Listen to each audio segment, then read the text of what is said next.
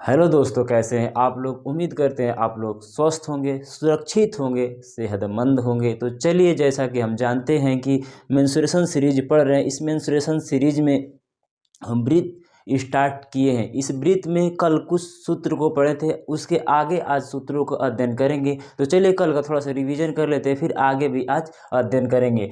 कल इस चित्र बनाए थे। इस चित्र में हम जानते हैं कि ब्रीथ की क्या होती है, परिधि होती है। ब्रीथ की परिधि, ये ब्रीथ का क्या है, केंद्र है। ब्रीथ के केंद्र से परिधि के बीच की दूरी को आर कहते हैं। इस आर का अगर 2 गुना लंबाई ले लें तो वो डी बन जाता है, अर्थात डायामीटर जिसे कहते हैं, व्यास। तो त्रिज्या का 2 गुना क्या होता है, व्यास होता है। तो वृत्त का क्षेत्रफल कल निकाले थे पाई आर स्क्वायर, और वृत्त की परिधि 2 पाई आर होता है। यह कैसे आई थी, कल की वीडियो में बताया गया था। तो आप जो लोग नहीं देखे हुए जाकर देख लेंगे। आज हम लोग नया सूत्र का अध्ययन करेंगे, त्रिज्य खंड का क्षेत्रफल। जैसे मान लेते हैं पूरा वृत्त है, इस वृत्त में त्रिज्य खंड का क्षेत्रफल का मतलब पूरा वृत्त का क्षेत्रफल निकालना है तो सूत्र लगाएंगे पाई आर स्क्वायर। पूरा वृत्त का क्षेत्रफल निकल जाएगा, लेकिन केवल हमें इस भाग का क्षेत्रफल चाहिए जो वृत्त से त्रिज्याओं के आधार पर जो वृत्त का खंड बना है, इस भाग का हमें क्षेत्रफल केवल चाहिए। मान लेते हैं यह क्या है, वृत्त का त्रिज्या आर है, या भी वृत्त की त्रिज्या आर है। इस वृत्त में अनंत त्रिज्याएं बन सकती हैं और सभी त्रिज्याओं की लंबाई क्या होती है, बराबर होती है। तो 2 त्रिज्या से वृत्त में एक छोटा सा खंड बना है और इसी भाग का हमें क्षेत्रफल ज्ञात करना है। तो कैसे ज्ञात करेंगे, चलिए देखते हैं। त्रिज्य खंड का क्षेत्रफल निकाला तो हम जानते हैं कि वृत्त का क्षेत्रफल क्या होता है, पाई आर स्क्वायर। तो लिख लेते हैं यहाँ पर पाई आर स्क्वायर। वृत्त का क्षेत्रफल पूरा क्या होता है, पाई आर स्क्वायर। लेकिन पूरा क्षेत्रफल तो निकालना रहे, केवल इस भाग का क्षेत्रफल निकालना है। तो यहाँ पर कोण होगा, मान लेते हैं थीटा कोण बन रहा है। पूरा अगर कोण बनाएंगे तो 360 अंश का कोण वृत्त में बनता है। लेकिन हमें बस इतना कोण से मतलब है, केवल इतना भाग से मतलब है। तो यहाँ पर कर देंगे थीटा बटे के 360। थीटा बटे क्या कर देंगे, 360। तो ये पूरा इस अब त्रिज्य खंड का क्षेत्रफल निकालना है तो पाई आर स्क्वायर और थीटा बटे 360 से भाग का क्षेत्रफल निकल जाएगा। आइए देखते हैं चाप की लंबाई।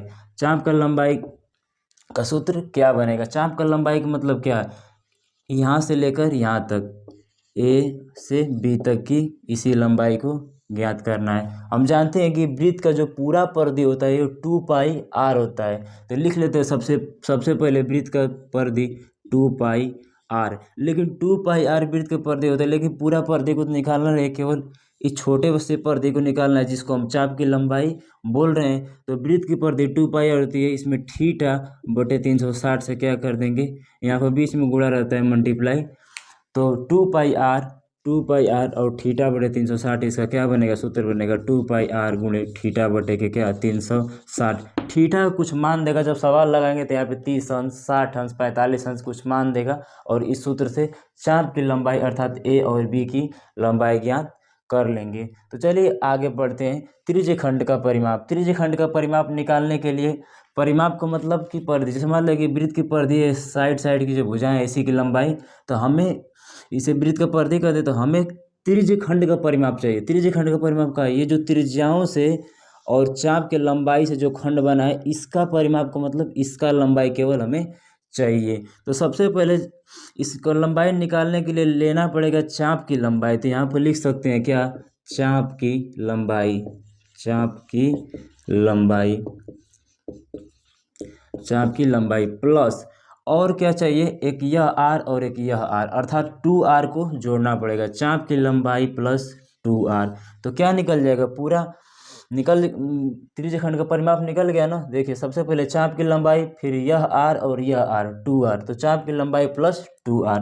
चाप की लंबाई का भी ऊपर सूत्र देखें क्या, 2 पाई आर थीटा बटे के 360 और प्लस 2r। तो यही फाइनल क्या बनेगा, सूत्र बनेगा। त्रिज्य खंड का परिमाप का सूत्र होगा 2 पाई आर थीटा बटे के 360। कैसे बना, इस फिगर के माध्यम से बता चुके हैं।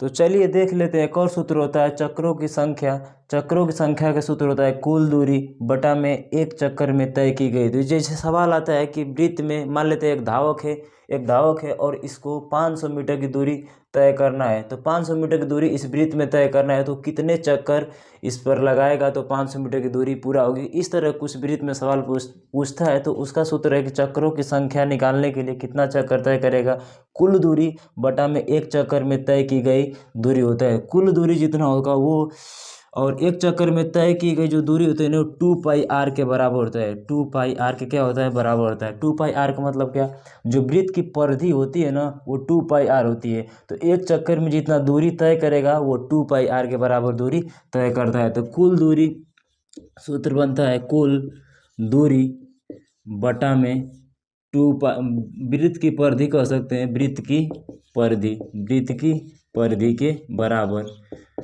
एक चक्कर में तय की दूरी का मतलब क्या, वृत्त की परिधि। जितना वृत्त की परिधि रहता है उतना में एक चक्कर दूरी तय करता है। फाइनल आंसर इसका होगा दूरी फाइनल जो सूत्र बनेगा दूरी बटा में वृत्त की परिधि 2πr। तो इस सूत्र से चक्रों की संख्या निकाल सकते हैं कि वो धावक कितना चक्कर, 500 मीटर की दूरी तय करना है इस वृत्त में, तो वो धावक कितना चक्कर लगाएगा। चक्रों की संख्या निकालने के लिए कुल दूरी बटा में 2πr जो वृत्त की परिधि है।